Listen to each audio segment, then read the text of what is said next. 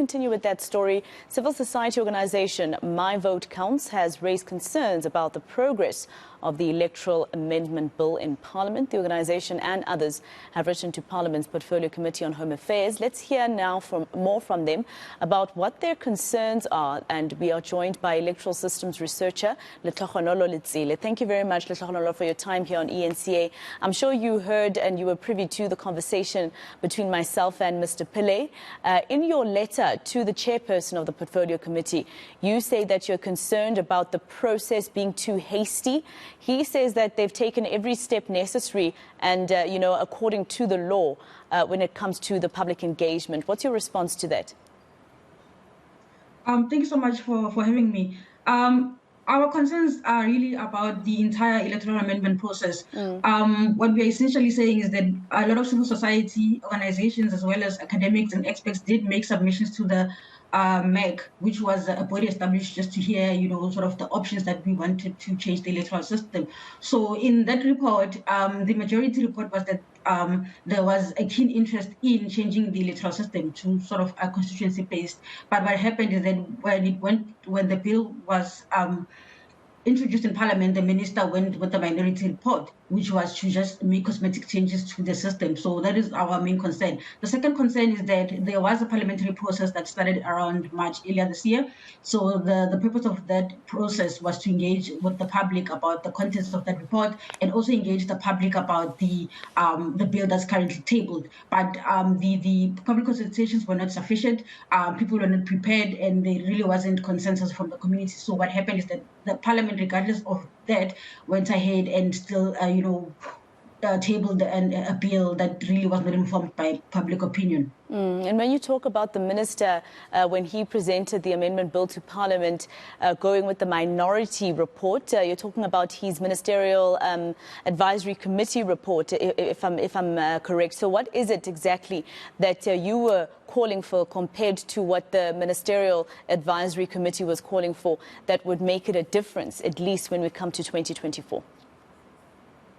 Look, the MEC had two reports, which was the minority report and the majority report. So in the minority report is cosmetic changes to the system, where you are just going to include independent candidates, which is what's happening now, into the existing PR system. And then the majority report was where you overhaul the entire electoral system, where you have sort of a constituency-based system, where you have half of the parliamentary seats being PR, and you have half of the seats being constituency-based, where people can directly elect their representative. So what happens now is that the minister did not really engage with the second option and really put it on the table in Parliament, or also put it on the table in the public consultation. So what happened is just the minister went with the minority, and that's what currently been tabled. So what we're saying is that we request indulgence with the second report, so that people understand and know what's there, and then maybe sort of take a decision from there, as opposed to just having the minority report.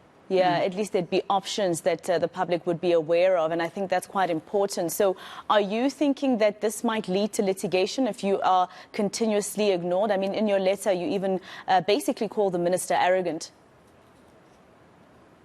The litigation is really because of the weight of the 2024 sort of elections, because the IEC did say it will need about 18 months to prepare for the elections. But what happens now, we have this bill that sort of does not meet the constitutionality test. So what would happen is that you get civil society organizations that are going to litigate against this bill because of the process was not fair, the public consultations was flawed. So and public participation is really an important process in the lawmaking. So it becomes obvious that should Parliament go on with this bill, then we are going to see a sort of litigation around this.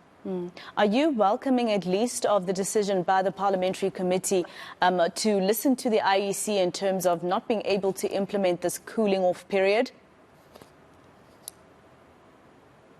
I didn't get your question. Please repeat for me. So the news that the Parliamentary Committee on Home Affairs saying that they are not going to implement the whole 30-day cooling period for independent candidates who might have been part of a political party prior to wanting to run for elections. They're saying that cooling period of 30 to 60 days by some political parties will not actually be implemented, especially because the IEC says it will be too much of a mammoth task for them. Are you welcoming of that decision?